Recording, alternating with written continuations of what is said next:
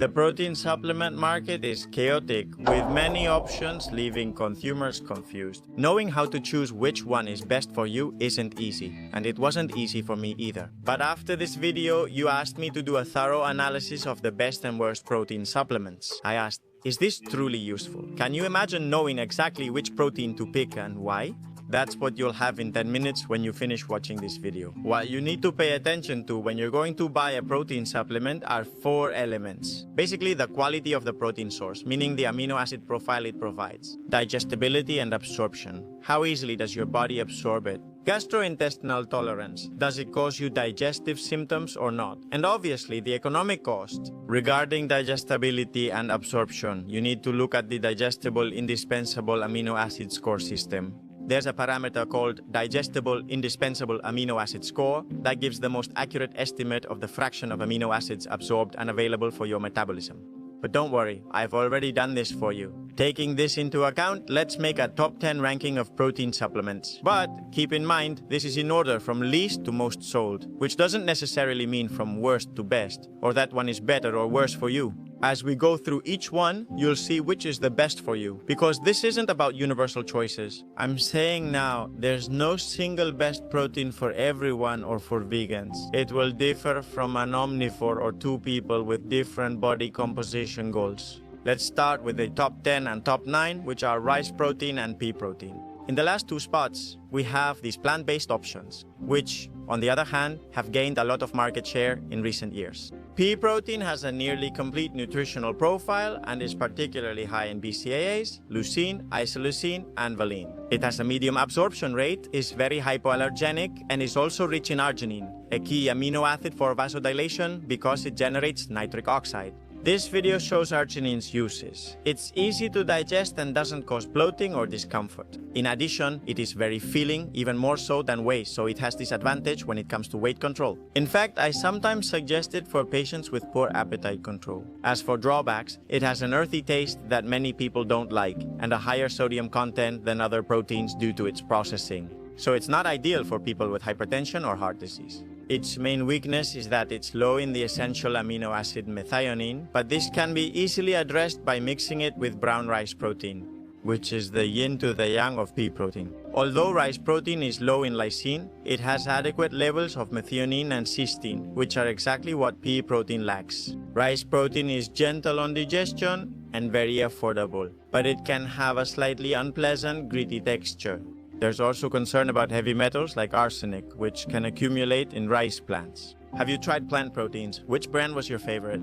Top 8 egg white protein. Egg white protein is basically albumin, which for decades was considered the queen of proteins in the world of fitness and bodybuilding. Just remember Rocky Balboa chugging egg whites like there was no tomorrow. Its absorption rate is medium, also placing it halfway in. Its biological value and digestibility are the highest, matching whey protein. It's lactose-free since it's made from egg, so people with cow's milk allergies or intolerance prefer it. It also has another distinguishing factor, which is that it aligns with the principles of the paleo diet, which generally excludes dairy and its derivatives. But as always, there are also drawbacks. Albumin powder can have a slightly sulfurous taste and smell characteristic of eggs, and this is harder to mask than the taste of dairy proteins. It needs good flavoring, which honestly isn't always met. Its solubility and texture aren't the best either. It creates a lot of foam when shaken and leaves a rather gummy texture. Also, remember that egg is one of the most common allergens among the population. Lastly, it's not cheap. While eggs are affordable, egg protein isn't. It's much pricier than whey concentrates, for example. Top 7, I really like it. Whey. The clear type of protein has gained a lot of market share in recent years. Also, the difference here is not in the source, which is also whey protein, but in the processing texture and final flavor.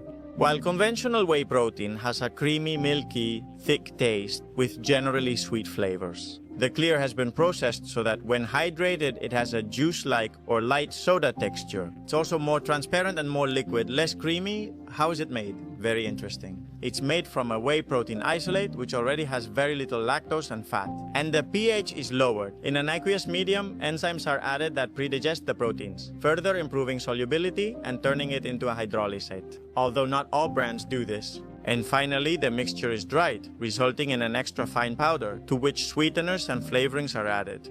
This lends itself to using citrus and fruity flavors, which would be completely impossible with a dairy base. That's why there are protein flavors like lemonade, mango, orange, mojito, punch, fruit, and passion fruit. It's ideal in hot environments or for people who don't like that milky taste, since not everyone enjoys it. But of course, its price is quite a bit higher. It produces more foam when mixed and has a slightly lower nutritional value due to denaturing some bioactive peptides in the whey. Personally, I really like these flavors, but they add a lot of sweeteners that make me run straight to the bathroom. Top 6 isolated soy proteins. Soy protein is among the most widely consumed plant-based proteins. Its amino acid profile is excellent. It's a complete protein. It's a cheap protein with excellent solubility, but like other plant-based proteins, it's often disliked for its taste, which, however, in my opinion, is generally better than the taste of pea or rice protein. The real protein market queens are the ones coming and making a difference. So pay attention to the top 5 best-selling proteins worldwide. Pay close attention to the last one, the all-rounder, top 5. Hydrolyzed whey protein. Hydrolyzed whey protein is the pre-digested version of whey protein. Pre-digested. It means that through a process of chemical hydrolysis, the protein chains are broken down so that you only have to absorb small peptide chains. This greatly improves digestion and absorption. Basically, they've digested it for you before you take it. That's why they're called pre-digested. And of course, people with digestive conditions like irritable bowel syndrome or inflammatory bowel disease benefit a lot from this protein. However, it has 2 drawbacks that put it in the top 5 best sellers despite having unbeatable protein quality. The first is the price. They are the most expensive proteins on the market. And the second is their taste. They are the worst tasting proteins on the market. While some are acceptable, this usually deters most people. They taste somewhat bitter and are used in hospitals for severe malabsorption issues. Top 4.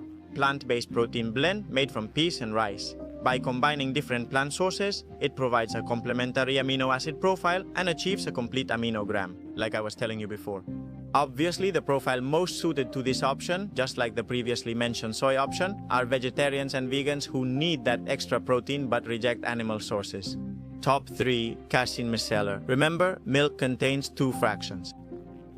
The whey proteins, which are several types of protein, and casein, which makes up 80% of the proteins in milk. Casein is a highly commercialized and widely used protein. It also has the unique trait of much slower digestion, up to 5 or 6 hours. Because of this, it's typically used more for anti-catabolic than anabolic effects, often before sleep. Its texture is thicker, and casein cheese is made from it, which is good if you like pudding-like textures, but it can feel heavy for some people. If you want to maximize satiety or have very catabolic factors in your life, like chronic stress, being bedridden, or acute or chronic illness, etc., it's a great option. Its price is similar to whey isolates, but higher than concentrates. Now here are the top 2. Whey protein isolate. What advantage does the isolate have? Compared to the concentrate, the isolate has less lactose and less fat per serving. It's the step between hydrolyzed and concentrate. So there are 3 whey protein types: concentrate, isolate, and hydrolyzed. Well, going back to isolate, its digestion is excellent. It has hardly any lactose and hardly any fat. It's usually used more in caloric deficits and in context of muscle definition. Its taste is a bit less creamy than concentrate, and there are fewer flavor options. What will be the top 1? You probably already know.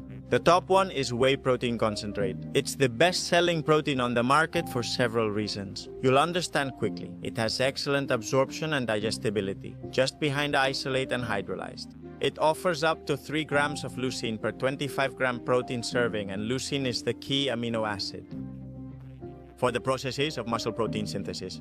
It's the cheapest whey option, with a big price gap from isolates and hydrolysates. It has a really good taste, the best within the whey range, since it has more fat, remember, and this gives it more flavor. Most companies offer a wide variety of flavors.